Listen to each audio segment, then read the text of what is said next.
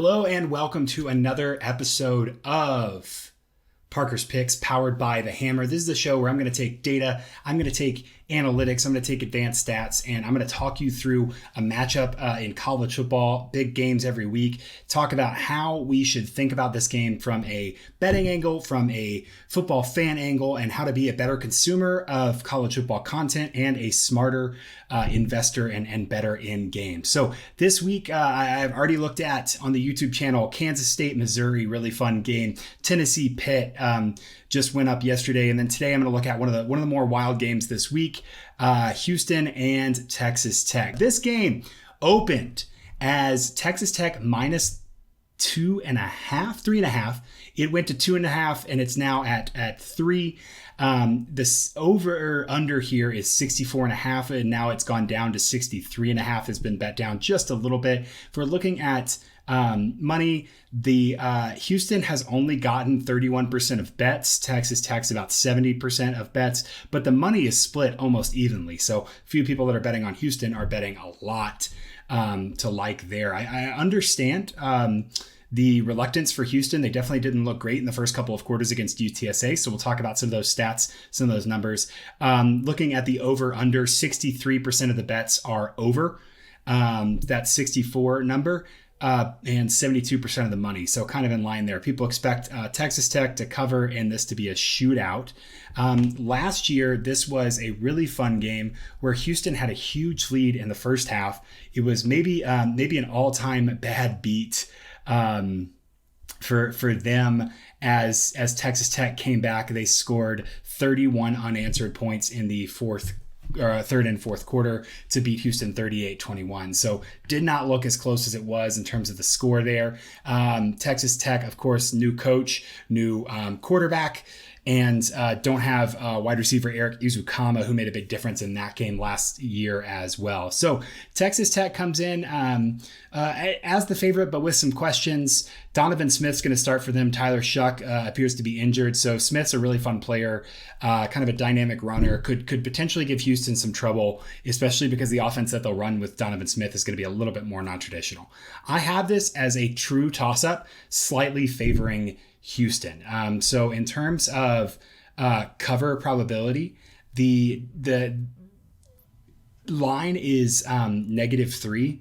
And so line is Texas Tech -3. So I have them about 40% chance to cover that line, to win by 3 there. So two games that I've talked about this week where I have the underdog favored straight up, and I'll explain a little bit about my numbers and why they line up that way and how to think about how Houston and Texas Tech are going to match up. So, always like to start with that EPA margin with understanding, just broad brush, how was the team? Houston was 15th in unadjusted EPA margin, so it doesn't account for opponent. Of course, and it's going to be a little bit lower when you do that.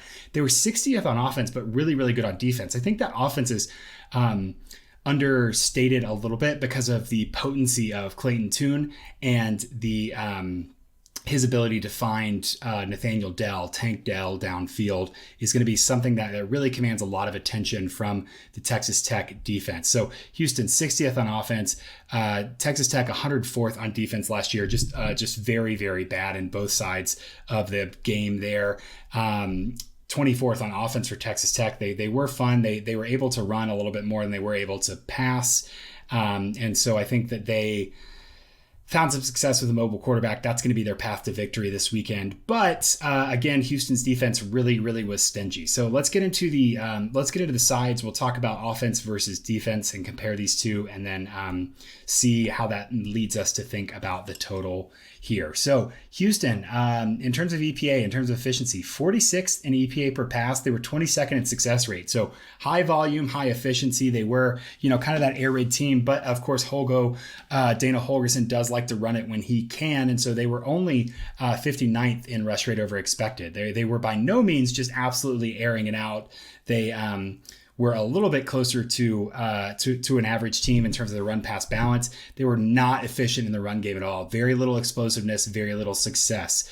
That's going to be really odd when we talk about third and fourth down success. When I see a team that cannot run the ball well, and I see a team that has a lot of third and fourth down success, I'm very worried. And we'll talk about why. Actually, I'll explain that just right there. It's a great segue. So if you look right above it, they're 97th in early downs EPA on offense. They were 24th in third and fourth down success. They were largely keeping drives alive on third downs. That's living and dying kind of on the seat of their pants, if you will.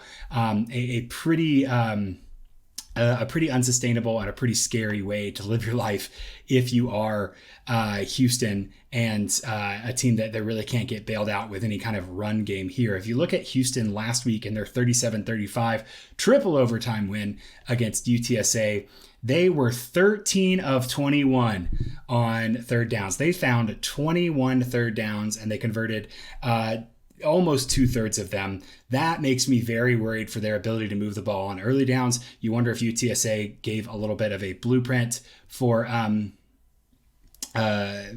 Texas Tech to potentially exploit that Houston offense. But Nathaniel Dell, a really good downfield receiver, I would expect Houston to really try and find him early and often in this game.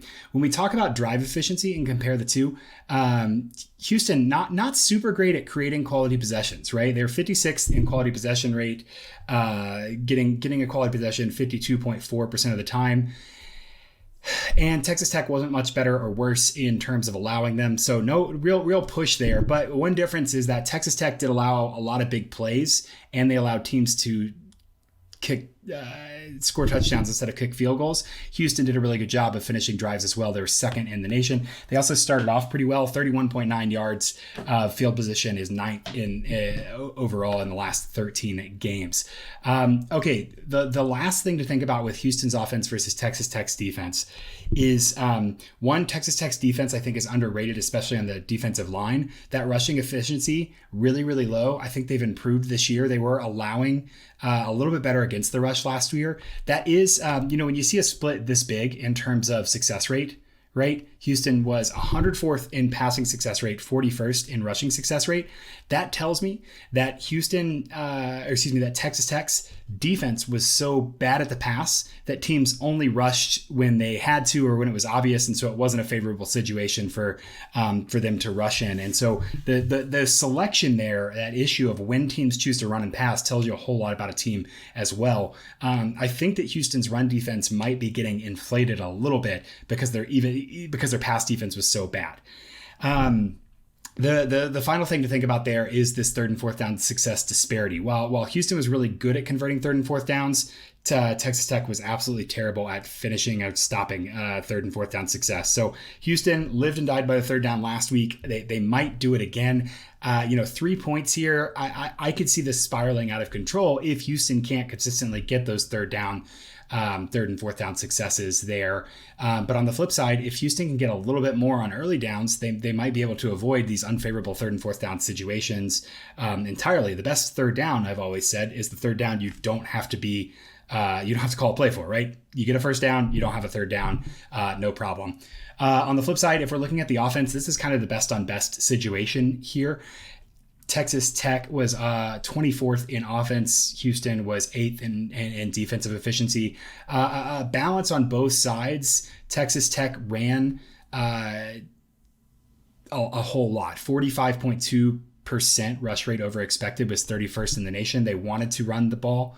They wanted to pass the ball. And they were pretty efficient at both running and passing. 0.162 EPA per pass on a 44.8% success rate. Those ranks are very close. Same with the rushing efficiency, 38th, and the passing efficiency, 42nd. So not a huge split in terms of efficiency and explosiveness for that Texas Tech offense. Pretty balanced overall. They got quality possessions at a good rate and they finished them well. Flip side though is that Houston's defense did everything that Texas Tech's offense does well, even better. And so this is truly best on best. One deciding factor I think here is maybe the biggest mismatch. Texas Tech consistently started in terrible field position, right? And Houston was pretty good at stopping, putting people in terrible field position. So you could see a game where special teams come to matter here. Early downs EPA, Texas Tech letting it fly early. They're getting their big plays early when they can, and holding on for dear life. Their third and fourth down success is pretty good. Houston a little bit better on third and fourth downs, allowing just under 30% success compared to 26 overall on early downs EPA.